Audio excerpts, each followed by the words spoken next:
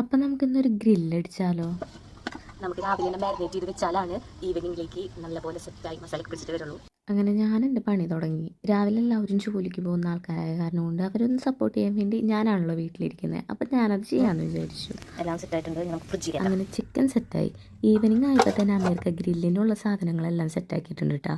അതിനിടയ്ക്ക് ഞങ്ങളെല്ലാവരും കൂടി കടയിൽ പോയി അത്യാവശ്യം സാലഡിനെല്ലാം വേണ്ട സാധനങ്ങളെല്ലാം മേടിച്ചു കേട്ടോ. പിന്നെ എല്ലാവരും കൂടി ഇന്ന് കട്ടിങ് തുടങ്ങി.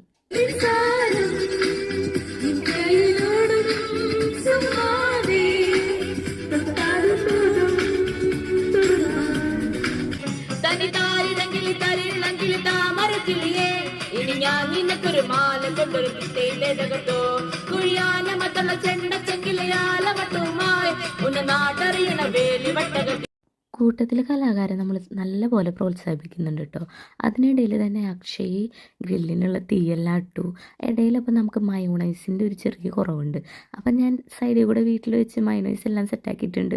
അതിനിടയിൽ നമുക്ക് ഗ്രില്ല് ചെയ്യുമ്പോൾ ഒരുപാട് സമയം എടുക്കുമല്ലോ. അപ്പോൾ ഒരു 10 മിനിറ്റ് ഓവനിൽ വെച്ച് ചിക്കനൊന്ന് കുക്ക് ചെയ്തതിന് ശേഷം ഗ്രില്ല് ചെയ്യാമെന്ന് വിചാരിച്ചു. അങ്ങനെ ഞാനവിടെ അടുക്കളയിൽ അതിൻ്റെ പണിയിലായിരുന്നു.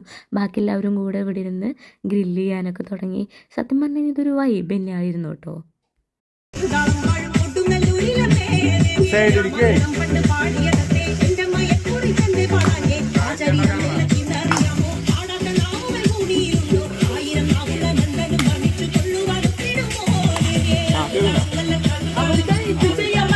പിള്ളേരൊക്കെ നല്ല മൂഡിലാണ്, കണ്ടില്ലേ നടു റോട്ടിൽ നിന്നിട്ട് ഡാൻസ് കളിക്കുന്നത്.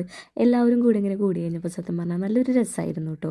ശരിക്കും ഇവർ നെയ്ബേഴ്സിനേക്കാളുപരി നമ്മുടെ കസിൻസൊക്കെ കുറച്ച് ആളുകൾ ചേർന്ന് കഴിഞ്ഞാൽ ഇങ്ങനെ ഉണ്ടാവും, ആ ഒരു വൈബായിരുന്നു കേട്ടോ.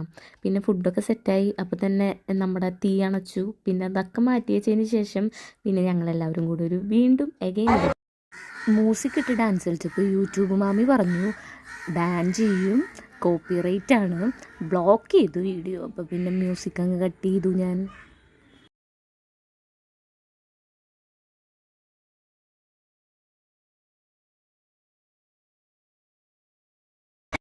എൻ്റെ കർത്താവേ, ഒരു നിമിഷത്തേക്ക് ഞാൻ ഗർഭിണിയാണെന്നുള്ള കാര്യം മറന്നുപോയി.